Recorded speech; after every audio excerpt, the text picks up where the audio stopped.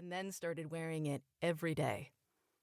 It felt comfortable, like a firm hug, not a straitjacket. Binding made me feel comfortable enough to do other things, like dressing a bit more femme, or wearing makeup, or wearing a quirky earring. Things that express my gender and make me happy. I also joined my school's Frisbee team, which was very queer, very trans. We were all binding, running around, and struggling to breathe. I'd get really hot, really short of breath, a lot of chafing. But I really wanted to bind in this very queer space, even though it was a struggle. I ended up going to a physical therapist for some arm pain, swelling, and recurring numbness in my hands. The therapist asked me to hold my hands in the air for 30 seconds.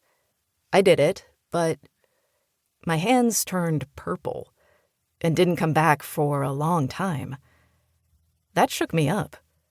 I showed my friends on the team, but if anything, they just seemed impressed. It was like the more my body hurt while playing, the more I was perceived as trans by my team. That felt really shitty. Pain isn't what being trans means to me. Since then, I take at least one day off from binding a week and do the loosening exercises from my therapist to improve my circulation. I look at my schedule and think, which days do I want to bind? And when can I take breaks? When playing Frisbee, I'll go with just a sports bra now, so I can actually get the oxygen I need when I'm running around. I hope that's making space for some of my other teammates to wear a sports bra if they're struggling with their binders during exercise.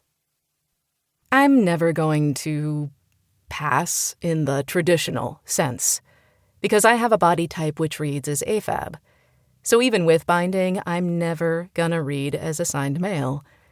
But that's not necessarily my goal. My goal is to not be read instantly as male or female, which is much harder than people think.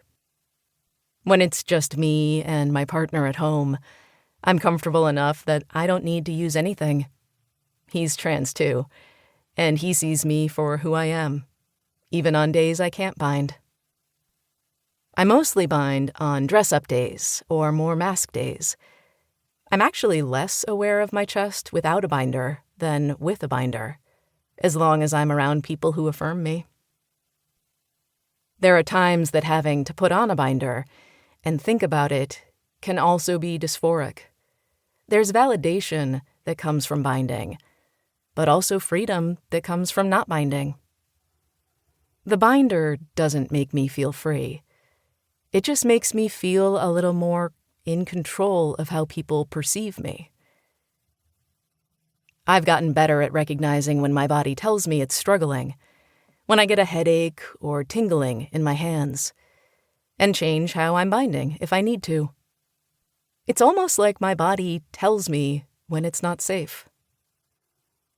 My rule for myself is, as long as I'm listening to my body and I'm aware of the choices that I'm making, that's what I consider to be healthy.